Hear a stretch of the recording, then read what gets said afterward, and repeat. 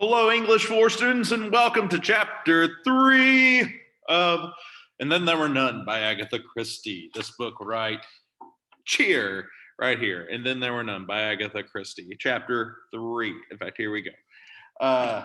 So, for this chapter, much like the last chapters, this is still 10 annotations. Most of the time, it will be 10 annotations. There are a couple longer chapters that you'll get longer annotations on, but for the most part, 10 is going to be the sweet spot here.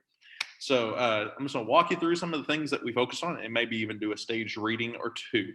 So at the end of chapter 2, they were kind of getting ready for, or actually even before we even start reading the chapter. Y'all remember in the past how I used to talk to y'all about Gustav Freytag's plot pyramid, if you are a former student of mine. So basically, this German guy named Gustav Freytag discovered that all stories kind of have this shape to them. And there are 5 parts to them. You have the exposition at the beginning of the story, you have the rising action, the climax, the big turning point, the falling action, and the denouement, or the resolution.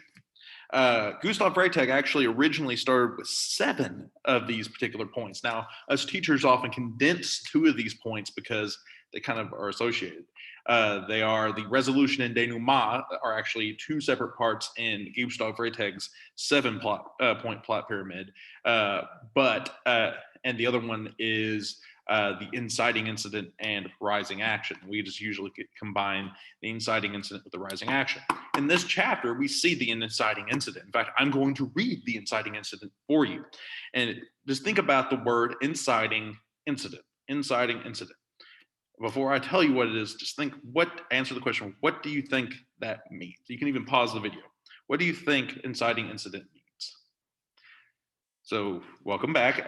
Basically, inciting incident is the thing that starts the action. So the exposition, we learn all the background information. It can be kind of slow and whatnot, but the inciting incident is when we start the action, we kick off, and the plot really starts skipping, ripping, and rolling. And that's what we're going to encounter in Act 3, or in Chapter 3, the inciting incident. Into chapter 2, they're getting ready for dinner. And between chapter 2 and chapter 3, dinner is eaten, and they all kind of enjoy themselves, and everybody really, really starts to relax. And all that relaxation comes to an end right here on page 46 when this happens. Ladies and gentlemen, silence, please. You are charged with the following indictments. Edward George Armstrong, that you did upon the 14th day of March, 1925, cause the death of Louisa Mary Cleese. Emily Caroline Brent, that upon the 5th of November, 1931, you were responsible for the death of Beatrice Taylor. William Henry Bloor, that you brought about the death of James Stephen Lander on October 10th, 1928. Vera Elizabeth Claythorne, that on the 11th day of August, 1935, you killed Cyril Olivier Hamilton. Philip Lombard, that upon a date in February 1932, you were guilty of the death of 21 men, members of an East African tribe. John Jordan MacArthur, that on the 4th of January 1917, you deliberately sent your wife's lover, Arthur Richmond, to his death. Anthony James Marston, that upon the 14th day of November last, you were guilty of the murder of John and Lucy Combs. Thomas Rogers and Ethel Rogers, that on the 6th of May 1929, you brought about the death of Jennifer Brady.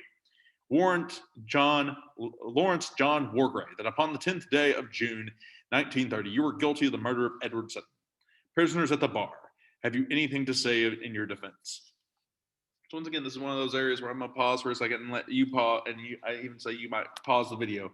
I'm going to ask you, what's the common thing that all of those people were just accused of? And I'm not going to say it because y'all can kind of figure that out. I just read it.